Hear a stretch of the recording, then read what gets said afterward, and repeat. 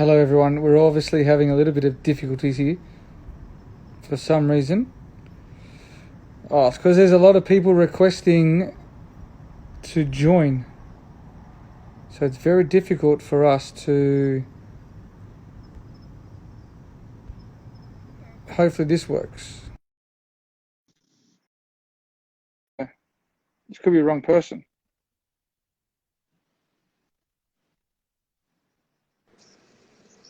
Yes. I thought this might be Finally. someone else. I thought this might be someone else. There's, Oh there's man, so this many people requesting. You can't see what's going on. yeah. This Instagram thing is not a piece of cake for anyone, man. It's just so difficult to uh, get used to that. You should have seen me and Kane Williamson the other day. It was 25 minutes. He's never used Instagram in his life. Yeah, I can imagine. I can imagine. I think Roger Federer and Rafa Nadal the other day were like an hour trying to work out how they could talk to each other on this. Yeah, It's awesome. What's been happening? yeah, not much, David. Just we're under a immense strict lockdown, Yep. so been just home for the past 40, 45 days now. Uh, Yeah. sitting home, doing not much actually. Just It, doing live chats with people who I know the best. Mate, it's been exactly the same here. It's been very challenging. Not it's bizarre. Like being told you can't play like cricket. Like if you get dropped, okay, you understand. But like to be told by the government you can't leave your house, you have to stay indoors. You got to, you know, work out how to survive. Yeah, Um, it's it's totally bizarre, but everyone's in the same situation. It's crazy.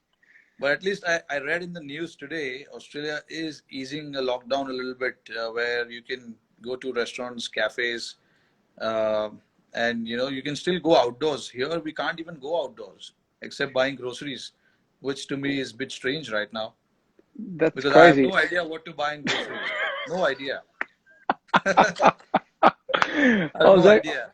was just reading, and I apologize to all the Indian fans there, but alcohol has got a surcharge now, big time in India, and they're going to deliver to Yes. people's houses. Yeah, you It's saw what crazy. happened the first day when they opened the liquor shops here. Oh, jeez.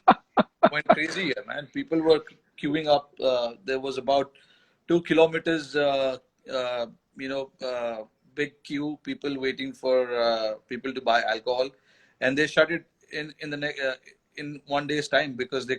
I mean, it's crazy because so many people are out on the roads, and there are chances people might get infected because of that.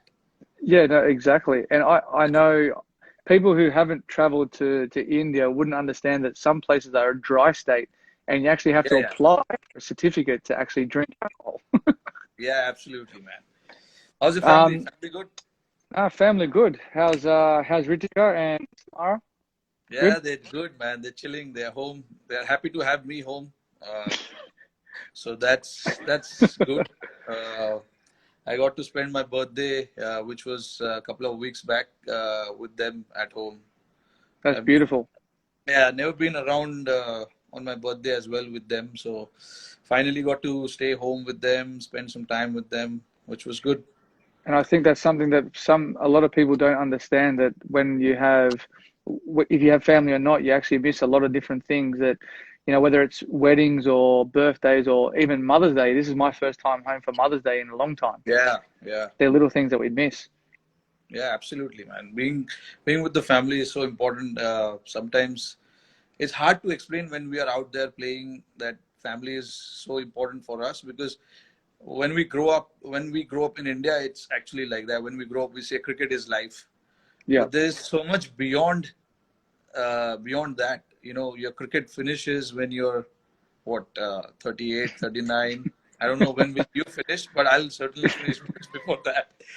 But so there's actually much more than that. When you get married, when you have family, you realize the importance of that a lot more. When you are Oh, definitely. when you're single, when you're just playing, you don't think about that much. But now being with them, spending so much time with them, I realize how important it is. And they need us more than anything else. They need our support. They need us to be around to make sure that they are comforted as well. I'm sure it's Yeah, the same with you. Yeah, you've got three beautiful daughters, and you've got a beautiful wife, and uh, I'm pretty sure it's so hard for Candice to be without you managing three kids. I know we have only one right now, and I know how difficult it is for Ritika when I'm not around. So I can't even imagine how it is like for Candice. yeah. Look, it obviously has its challenges, but I think the best thing for us is I look at the Ashes for myself coming home. I always had a smile on my face because you got your family there. It was good. Yeah, It's a yeah, yeah, blessing. absolutely. It's a Yeah, blessing. But yeah, it's but beautiful, man. but as we say this time at the moment, we'll be playing over there. We'll be playing IPL. Yeah, Um, I do have a couple of questions for you though. I'll go back to I think was it 2014. I want you to explain to me as a captain of a franchise, yeah. you lose five in a row. How do you motivate the guys to come back from five in a row and then you turn around and win seven out of the next nine and then you win the whole thing? That was pretty tough. I remember we were going through really tough times.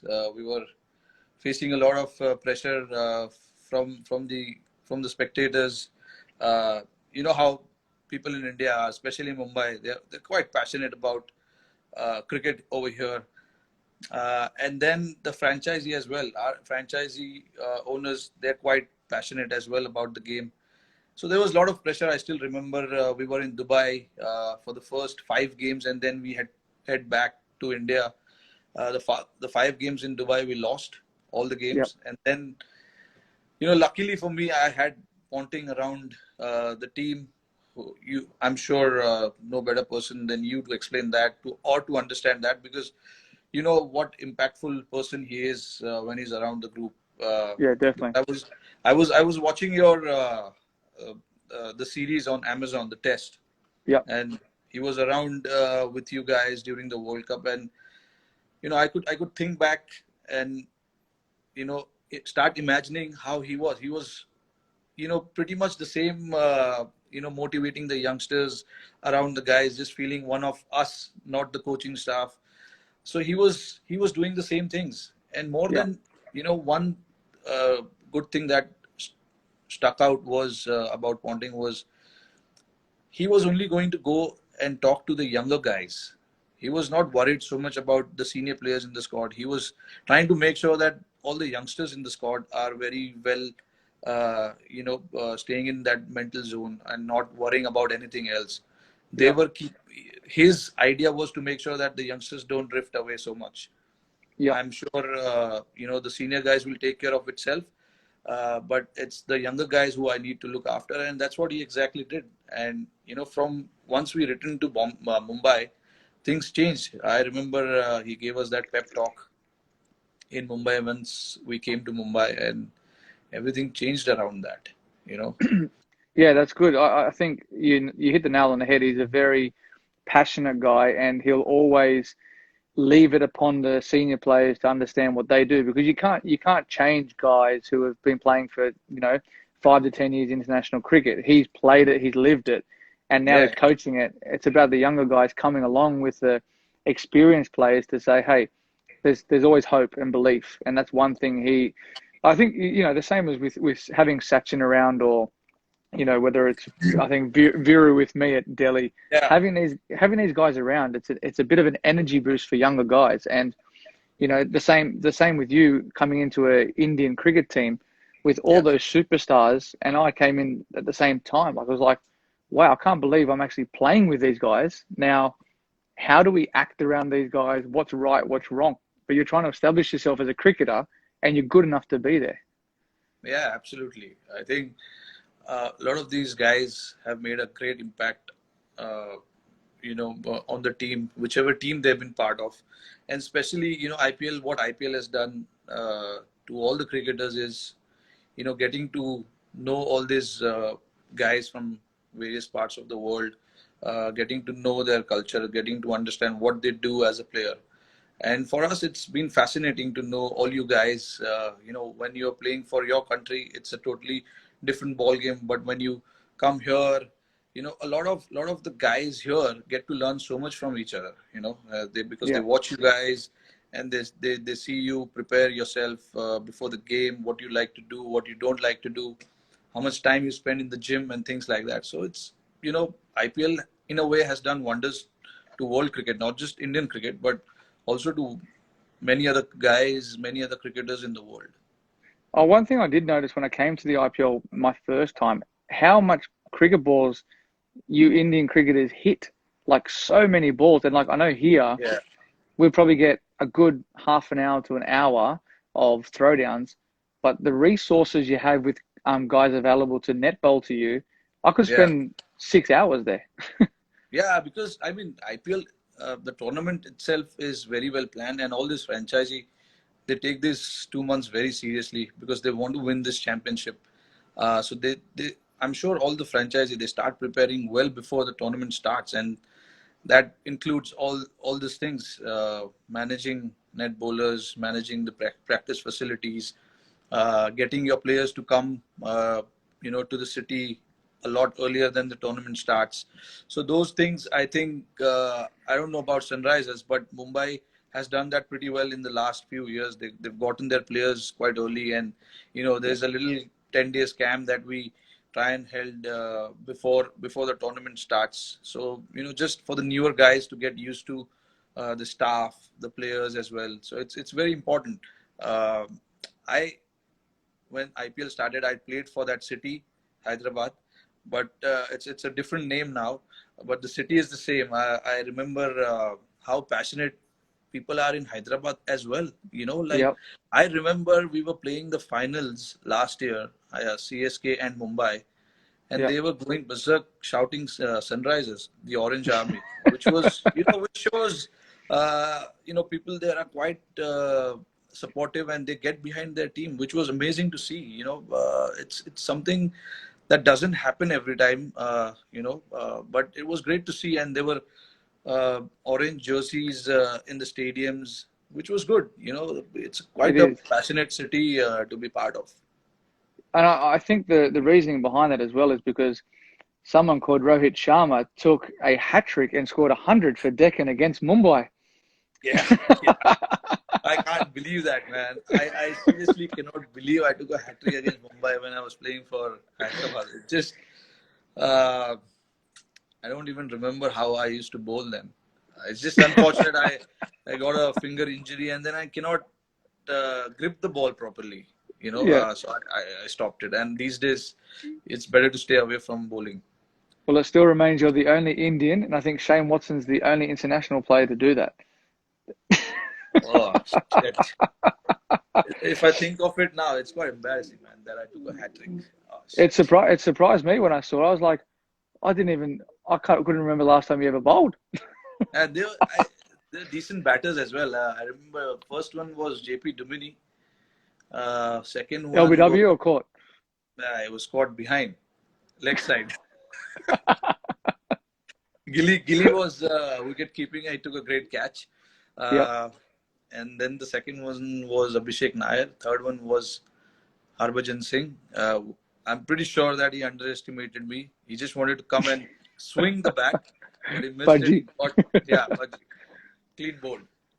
Was that when you guys won in South Africa? Yeah, Yeah. 2009. Yeah, yeah. I I used remember. to bowl a lot back then. I used Yeah. to bowl a lot. I wanted to ask you the same thing. If you remember, we played under 19 together when you guys toured India. Uh, I think Usman was captain. Usman Yeah. or Moses Henrik. I don't remember. Either one was leading the side. Yeah. And you were a middle order batsman. You used to bat at 6 or 7, if I'm not wrong. Yeah. And you used to bowl a handy leg spinner and Yeah. a gun fielder. That I know. I still remember that. How did that transition happen for you, though? When you started opening the batting, now dominating all three formats. That's where someone asked me the other day, where's my favorite place to play in India? And I say the most picturesque place is Dharamshala.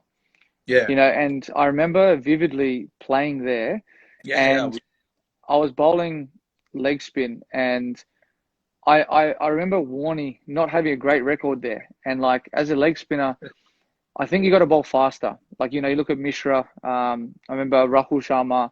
I got Yeah, to, yeah, yeah. obviously Rashid.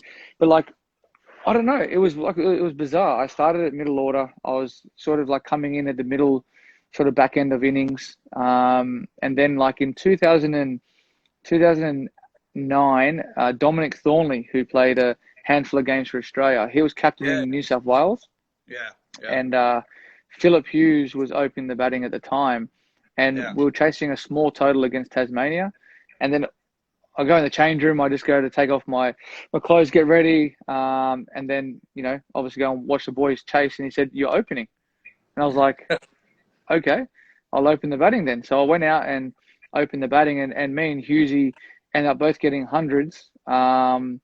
And then I was told the next game I'm opening the batting in a T20 game against Sean Tate, and I was just like, oh, "No thanks." yeah, Like, you don't know what to think. So like, I just automatically said, "Okay, yes, well I have to. I've got no choice." I end up scoring some runs the next game, and then it flowed on from there. And then like my bowling just didn't really progress. I didn't really put more energy or emphasis into my game. I then all of a yeah, sudden turned into an opening batter, and then all of a sudden I'm walking out at the MCG in front of 90,000 people against South Africa. yeah, yeah. I saw that game. I saw that. I still And then remember that. literally I'm there like you're pinching yourself, going, what's going on here? Like it was so bizarre how it all unfolded from. I think it was 2006. I think we played you guys Yeah, in 2000. India, Yeah, and I I think it and was 2006 or five. yeah, it was one of them, and like it was crazy. Like I was like, man, the ball's spinning so much. How can you ever play here? Like, and then I'm thinking Yeah, nowadays, I'm thinking, all right, if I go back to India, I want to bat in the middle because it spins conventionally. Open the yeah, batting yeah. with a new ball, man. Yeah, you Batting, never know batting which one is turning, which one is coming in. was crazy. Like it's so second innings, I find like so tough because obviously Ash has got good control where he goes over the ball, but as a batsman, people don't realize you can't see that far down the wicket where he's actually if he's going like this or if he's going like that. Yeah. It's very difficult. And with the new ball and it's skidding on, that's why I bet you would have hated facing Haranga Harath. You Yeah, I could mean, never. that's people, that's when, all these coaches, when they come and say, please watch his hand, please watch his hand. It's not so easy to watch his hand. It literally happens in 1 second. He Yeah, releases, the bowler releases the ball literally within a second. And it's very hard to judge, where, and these days the bowlers are very smart. yeah, They don't try and release the ball through the seam, like except the test matches where all the conventional spinners they bowl with the seam, but in limited overs, they don't. And in India, no, the problem is even the spinners, when the ball gets so roughed up, you don't see the seam so clearly. So no, it's no, hard. no, Even in the nets when we bat, we often try and practice that, to try and see the fingers of the off spinner, the wrist of the leg spinner. But it's so tough. It's tough. It's not easy. Yes, no. in the textbook, it says that you have to always watch the bowler's hand, but it's not so easy, man. Especially guys like Rashid Khan and all. I mean, it's so fast. His action Too is so fast. quick. You can't even watch what he's trying to do. You've almost got to like it's hard to describe to people like if you're playing 2020 cricket white ball, you think okay, it's probably going to slide on in the first six. But Yeah, with a finger spinner who can actually turn it both ways, you can only play on line. So like, if you're surviving, you're trying to get off strike. If you're not, and I don't know, I remember I think it was Livingston started slog sweeping Rashid in Jaipur, and he got a yeah, hold of him. And normally I wouldn't bowl Rash in the first six, but we had to because we're under the pump. So you go to one of your best bowlers. So what do you try and get a wicket? But people don't realize if you put pressure on bowlers, yeah. especially in the first six, you can get the upper hand. But after that, phew, it's Oh it's yeah, it's difficult. Once the ball gets older and it turns, where it does yeah, turn majority of places, except if you're batting second in Mumbai, yeah, yeah. it It's can with be the dew and it's all. challenging. Yeah, with once the ball get How do wet, and That's one like what's your mindset there? Like every single team batting second, you go to Mumbai 8 o'clock game. All right, you win the toss, you bowl first. Yeah. So what do you think as like as a captain in your mindset? How do you like say to the guys, or you probably don't need to say to the guys, all right, we've lost the toss. We're obviously, Yeah. we're going to be bowling second now. We have to bat well. 200 is obviously the total that you need to get. How do you what goes through your mind when you're applying your sort of your trade when you're out there? I mean, yeah, the first thing, especially at Mumbai, you know, everyone's watching me at the toss. So when I'm tossing the coin, oh sorry, I don't toss the coin. The opposition captain tossed the coin. So when I'm at the in the center for the toss, I could see from my peripheral vision that okay, there are guys all over me. They're watching me. What is happening with the toss? Because the toss is so crucial, and when I lose the toss, they seriously like they feel that he's the worst guy in the world. They don't